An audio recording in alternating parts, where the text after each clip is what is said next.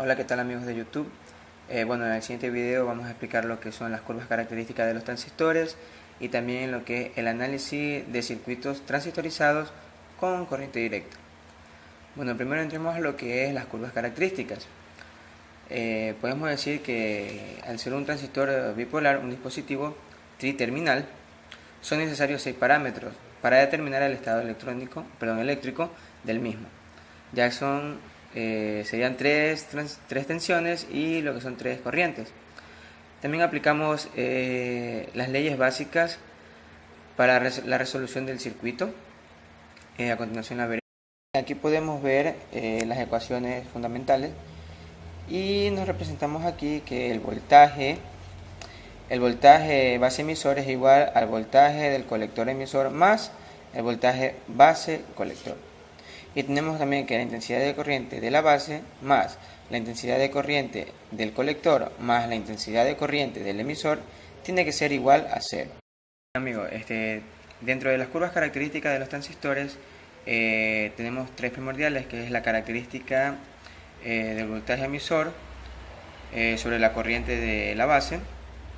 Tenemos la característica del voltaje colector emisor sobre la corriente del colector. Y por último tenemos lo que es la recta de la carga del transistor. A continuación les pasaré a mostrar lo que es cada una de ellas.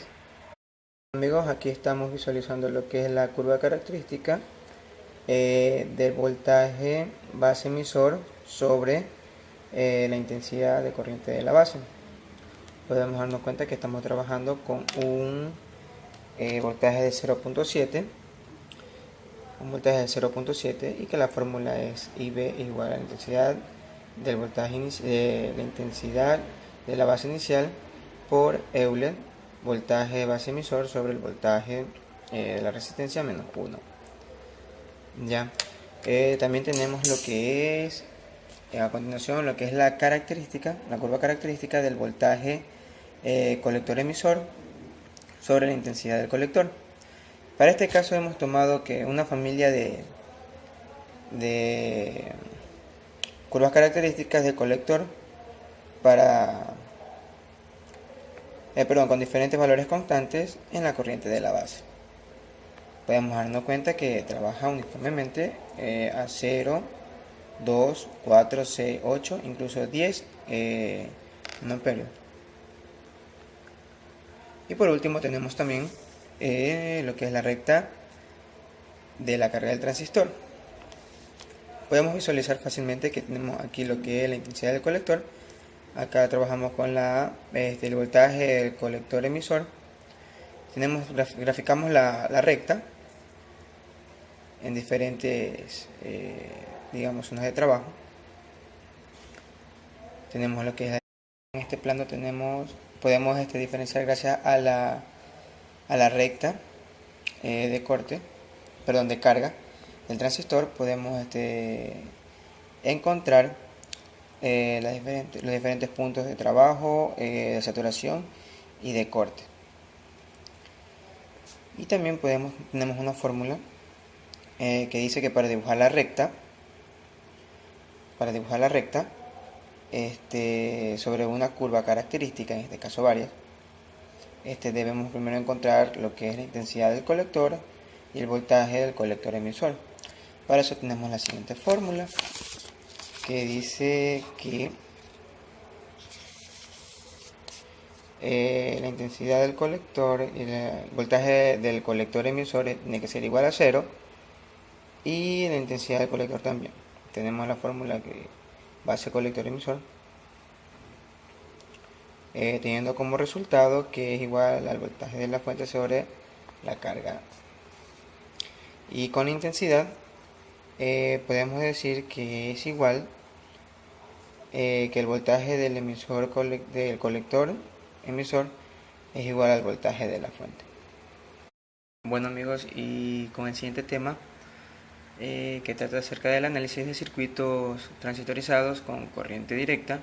Primero tenemos que decir que la polarización de un transistor consiste en aplicar las tensiones adecuadas a las uniones de emisor base y colector base.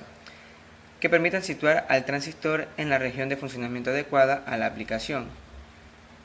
En ausencia de la señal de entrada, si la aplicación que se persigue o que se busca obtener es la utilización del transistor como amplificador, situaremos el punto de trabajo en aquella zona donde tenga un comportamiento más o menos lineal. Bien, podemos decir también que tenemos por lo general tres regiones de polarización, o tres redes de polarización, por así decirlo también, como lo es la red de polarización fija, también lo que es la red de polarización por divisor de voltaje y la red de polarización establecida en el emisor. Bueno, para esto tenemos varios circuitos. Básicamente tiene una diferencia. Espero que todos la podamos observar y reconocer. También vale recalcar que en este dispositivo se emplea diversas configuraciones estables que permitan trabajar en la región activa lineal del elemento, teniendo como resultado una amplificación de la señal de entrada O. Bien, podemos visualizar en el siguiente plano los diferentes gráficos y por ahí también una tabla con fórmulas. Bueno, en este momento estamos observando lo que es el circuito de una red de polarización fija, teniendo como elemento el voltaje de la fuente, dos resistencias, el transistor y una salida. Bueno, podemos ver las intensidades, de qué manera fluye la intensidad del colector y la intensidad de la base. También tenemos lo que es la red de polarización establecida en el emisor. Podemos darnos cuenta que es un gráfico sumamente similar. Tenemos los componentes que son el voltaje del colector, el voltaje de la fuente, las dos resistencias, el mismo transistor, pero adicionalmente tenemos una tercera resistencia. No obstante, con la red de polarización por divisor de voltaje tenemos un circuito igual con los mismos componentes, a diferencia de que le suma una cuarta resistencia. Y tenemos obviamente las direcciones de las intensidades.